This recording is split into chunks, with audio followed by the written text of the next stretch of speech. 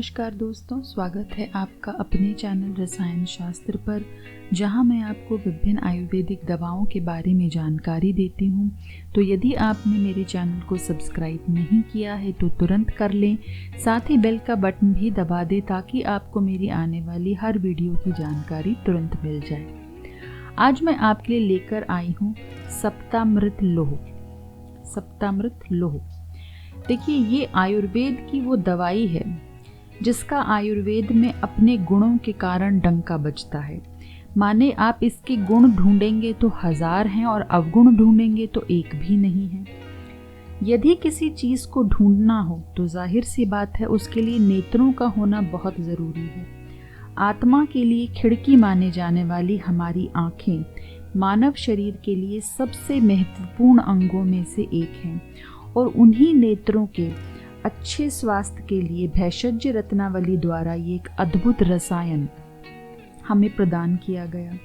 सप्तामृत लोह, सप्तामृत लोह को अमृत बनाते हैं ये 7 रसायन जो इसमें मिलाए गए, जो है हरड़ बहेड़ा, बहुत छोटा छोटा यहाँ पर लिखा हुआ है, हरड़ बहेड़ा, आंवला, मुलेठी, साथ में लोह भस्म जो बहुत इंपॉर्टेंट इंग्रेडिएंट है, जिसे आयुर्वेद में शारीरिक धातुओं को समृद्ध बनाने के लिए इस्तेमाल किया जाता है। आप कहेंगे कि ये तो 5 पदार्थ हैं, 2 पदार्थ कहाँ हैं? देखिए 2 पदार्थ हैं इसमें, घी और शहद, जो कि इसके साथ में लेने होते हैं। लेकिन ये मेरे पास जो है वो ऊंझा फार्मेसी की है और उसमें ये ऑलरेडी मिलाए हुए हैं, तो ये एक बड़ा सुलभ और आपके लिए आसानी हो गई है। मेरे पास जैसे मैंने बताया कि ऊंझा फार्मेसी की है और इसके अंदर है 40 टैबलेट और ये 83 रुपीज़ की है। तो आपको ये जिस भी कंपनी की मिले आप ले लें, कोई इसमें हर्ज नहीं है, बहुत कम इंग्रेडिएंट हैं और लिंक मैं आपको इसका प्रोवाइड कर दूँगी। देखिए लेकिन इसमें जो है घी और शहद को मिलाया गया है। हालांकि आयुर्वेद में ये सेवन के समय मिलाने की अनुमति है, पर इसमें मिला दिया गया है तो आप इसे ले सकते हैं।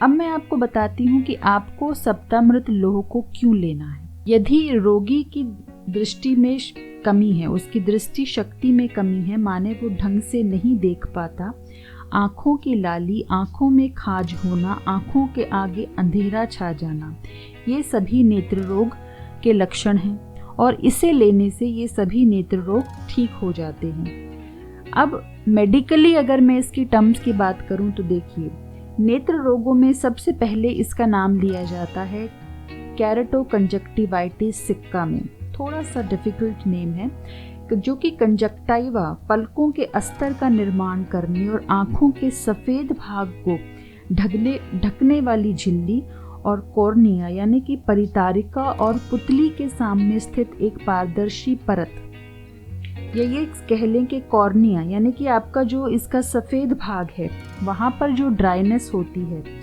आंसू बहुत कम बनते हैं और जल्दी सूख जाते हैं, जिसके कारण आपकी डेली लाइफ अफेक्ट होती है, उसमें ये बहुत अच्छा काम करता है। चूँकि हम कंप्यूटर और अन्य गैजेट का इस्तेमाल आजकल ज़्यादा करते हैं, जिससे ड्राई आई सिंड्रोम पैदा हो रहा है और सूखी आँखों की बीमारी बहुत ज़्यादा देखने में आ रही है।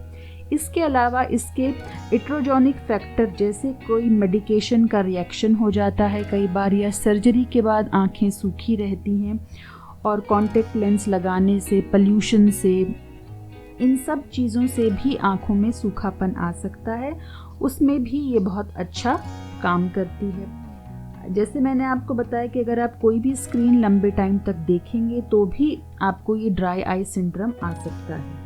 इसको यदि आप महात्रिफलाघृत, जो कि मैंने पहले उसका वीडियो बनाया है, जो आँखों के लिए वरदान है, उसके साथ अगर आप इसका इस्तेमाल करते हैं तो यकीन मानिए ड्राई आई सिंड्रोम बहुत जल्दी ही आपकी ख़त्म हो जाता है और ठीक हो जाती हैं आँखें।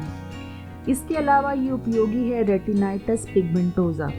ये एक दुर्लभ और वशानुगत यानी कि हेरिडेटरी बीमारी है, जिसमें आँख की रोशनी के प्रति संवेदनशील रेटिना धीरे धीरे बिगड़ता जाता है। शुरुआत में रोगी को रात में धीरे धीरे कम दिखना शुरू होता है और एक टाइम पर अविश्वसनीय रूप से वो अपनी आँखों की रोशनी को खो देता है। वो समय बहुत ही दुर्भाग्यपूर्ण होता है। परंतु सप्तामृत लोह उसमें बहुत अच्छा काम करता है। माने रोग की शुरुआत में यदि आपने, जब रोग की शुरुआत हो, सप्तामृत लोह को लेने का फायदा तभी है, आप ये कहें कि आपको रेटिनाइटिस पिगमेंटोसा हो गया है और अब आप उसे लें, तब कोई फ़ायदा नहीं है। अगर आपको आँखों की कमज़ोरी या आँखों की कोई भी बीमारी के सिम्टम दिखाई दे रहे हैं, आप सप्तामृत लोह को लेना शुरू कर दीजिए। इसका सेवन यदि आप महात्रिफलादि घृत, जो कि मैंने आपको पिछले वीडियोस में बताया है, उसके साथ करते हैं तो बहुत बढ़िया है। सप्तामृत लोह से आप अपने नेत्रों की ताकत को वापस पा सकते हैं। तो ये जो बीमारी है जो मैंने आपको बताई, रेटिनाइटिस पिगमेंटोसा, ये जो है अमूमन जो है 20 वर्ष की आयु में शुरू होती है, माने बहुत अर्ली एज में। उसके बाद आता है इमैच्योर कैटरैक्ट, यानी कि मोतियाबिंद जो पका ना हो। सामान्य भाषा में कहते हैं कि अभी मोतियाबिंद पका नहीं है, कच्चा है। तो किसी किसी केस में ये उस स्थिति को रिवर्स कर देता है। इसमें सप्तामृत लोह का नियमित सेवन बहुत अच्छा है। ऑपरेशन के बाद जब आप ऑपरेशन कराते हैं तो आँखों में बहुत ताकत आती है।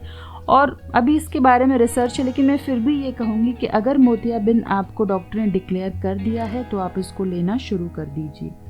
इसके अलावा आँखों का एक और रोग होता है तिमिर रोग। इसमें चीज़ें धुंधली दिखाई देती हैं, कई बार आँखों के आगे अंधेरा छा जाता है। ये दिन रात किसी भी वक्त हो सकता है। इसे रतौंधी का ही एक प्रकार माना जाता है। इसमें सप्तामृत लोह बहुत अच्छा है। इसके अलावा है निक्टोलोपिया, जिसे सामान्यतः हम नाइट ब्लाइंडनेस के नाम से जानते हैं, जिसमें आपको रात के समय या यूं कहें कि कम रोशनी में दिखाई नहीं देता। उस कंडीशन में इसका प्रयोग काफ़ी लाभ देता है। उसके बाद कंप्यूटर विजन सिंड्रोम, ये बहुत अच्छा है। कंप्यूटर विजन सिंड्रोम, इसमें जो है इसे डिजिटल आई स्ट्रेन कहते हैं। माने इसमें जो है आपकी आंखों में एक तरह का स्ट्रेस पैदा होता है, आंखें थकी रहती हैं या आंखों का फटीग आप इसे कह लीजिए। उस थकान को सप्तामृत लोह दूर करता है, मेंटल स्ट्रेस को कम करता है। संक्षेप में अगर मैं सप्तामृत लोह के बारे में कहूँ तो ये आँखों को पोषण, ताकत और सहारा देता है, जिससे कमज़ोर आँखें अपने आप को पुनर्जीवित करने की ताकत अपने अंदर वापस पैदा करती हैं। इसके अलावा इसमें त्रिफला के साथ लोह भस्म होने के कारण ये बालों के लिए बहुत अच्छा है। जो इमैच्योर ग्रेइंग है, जो छोटी उम्र में ही बाल सफ़ेद होते हैं, झड़ते ज़्यादा हैं, डैंड्रफ की समस्या है, बालों की स्कैल्प के लिए बहुत अच्छा है। और इसके अलावा एनीमिया में एक सहायक औषधि के रूप में प्रयोग किया जा सकता है, क्योंकि इसके अंदर लोह भस्म है।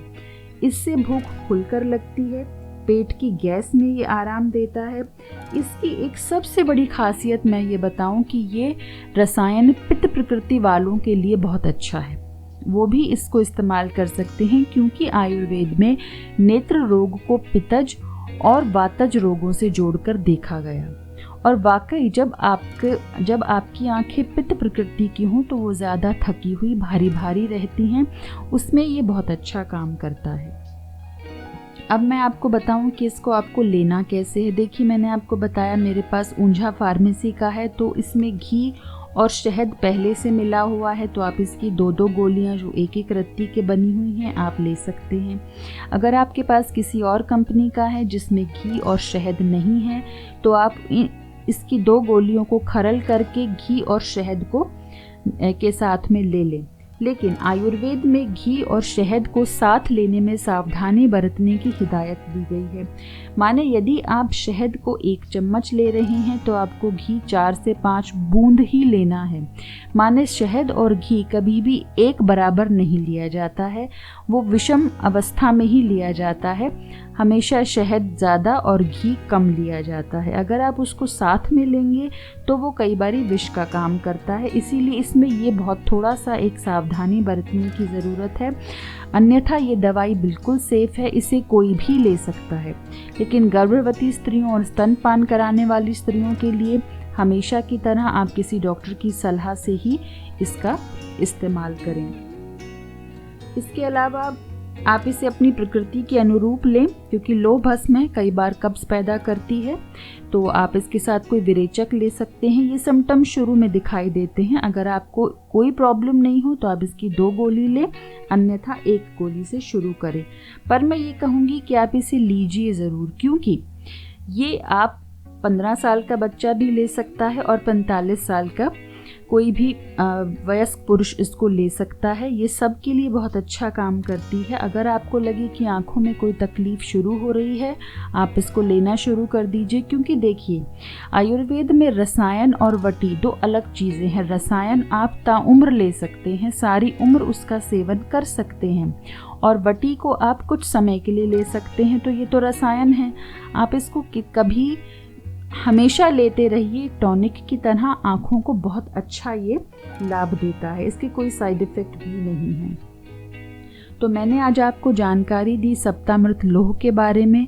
अगर इससे रिलेटेड आपकी कोई भी क्वेश्चन है तो आप मुझसे कमेंट्स करके पूछिए, मैं आपके कमेंट का इंतज़ार करूँगी।